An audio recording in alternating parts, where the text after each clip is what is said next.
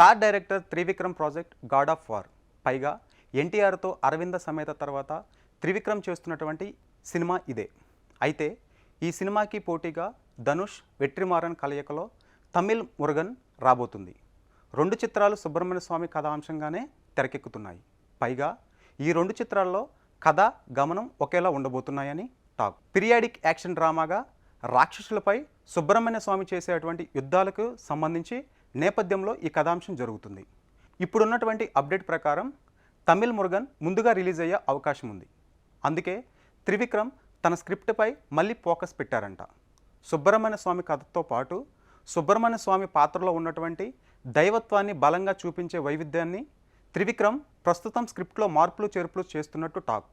కాగా ఈ చిత్రాన్ని Harika and Haasini creations, fortune 4 cinemas సంయుక్తంగా నిర్మిస్తున్నాయి. ఈ చిత్రాన్ని అత్యంత భారీ స్థాయిలో రూపొందుతుంది. ఇక నటీమణులు, సాంకేతిక బృందానికి సంబంధించి మరిన్ని వివరాలు రాబోయే రోజుల్లో వెల్లడి కానున్నాయి.